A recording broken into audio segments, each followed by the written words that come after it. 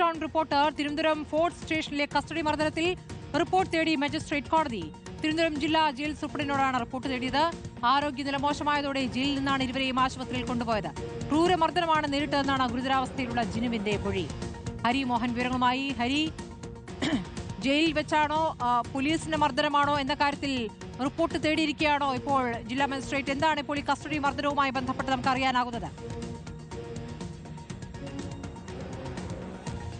സ്മൃതി, കോടതി ഇതിൽ ഇടപെട്ടിരിക്കുകയാണ്. Thiruvananthapuram judicial first class magistrate കോടതി 2 ഇടപെട്ടിരിക്കുന്നത്. കോടതി ഇക്കാര്യത്തിൽ ആവശ്യപ്പെട്ടിരിക്കുന്ന റിപ്പോർട്ട് എന്ന് പറയുന്നത് ഈ പൂജപ്പുര ജില്ലാ ജയിലിൽ വെച്ചാണ് ഈ 2 പ്രതികളുടെയും ആരോഗ്യനില മോശമായതായി കണ്ടെത്തിയതും തുടർന്ന് തിരുവനന്തപുരം മെഡിക്കൽ കോളേജിലേക്ക് മാറ്റിയതും ഈ ജയിലിലേക്ക് റിമാൻഡിൽ വിട്ടത് കോടതിയാണ്. അപ്പോൾ കോടതിയിൽ പോലീസ് സമർപ്പിക്കുന്ന മെഡിക്കൽ റിപ്പോർട്ട്, അതായത് വൈദ്യപരിശോധന നടത്തിയതിന്റെ റിപ്പോർട്ട് പരിശോധിച്ച ശേഷമാണ് ഇവരെ റിമാൻഡിലേക്ക് വിട്ടത്. അപ്പോൾ ആ മെഡിക്കൽ റിപ്പോർട്ടിനകത്ത് അസ്വാഭാവികമായി ഒന്നും കണ്ടെത്തിയിരുന്നില്ല.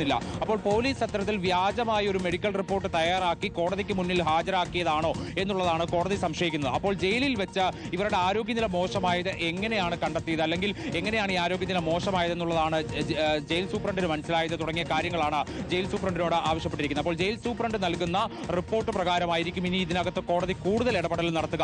അങ്ങനെയാണെങ്കിൽ ഈ ജില്ലാ ജയിലിൽ എത്തുന്നതിന് മുമ്പ് തന്നെ ഇവരുടെ ആരോഗ്യനിലയിൽ കാര്യമായ പ്രശ്നമുണ്ടായിരുന്നു എന്ന് ജയിൽ സൂപ്രണ്ടിന്റെ ഒരു റിപ്പോർട്ട് വന്നു കഴിഞ്ഞാൽ പോലീസിന്റെ കാര്യം കൂടുതൽ അവതാളത്തിലാകുമെന്നുള്ളതാണ്. അതായത് കോടതിയെ തെറ്റിദ്ധരിപ്പിക്കാൻ ശ്രമിച്ചു, കോടതിക്ക് മുമ്പിൽ വ്യാജരേഖ അടക്കം സമർപ്പിച്ചു എന്നുള്ള അടക്കമുള്ള കുറ്റങ്ങളിലേക്ക് കാര്യങ്ങൾ പോകും. കോടതിക്ക് കർശനമായിട്ടുള്ള നിലപാട് ഇതിൽ സ്വീകരിക്കേണ്ടി വരും. കാരണം ഈ ആദ്യം കോടതിയിൽ ഹാജരാക്കുന്നതിന് മുമ്പും തുടർന്ന് കോടതിയിൽ ഹാജരാക്കി ജയിലിലേക്ക് പോകുന്നതിന് മുമ്പ് 2 വൈദ്യപരിശോധനകളാണ് നടത്തിയത്.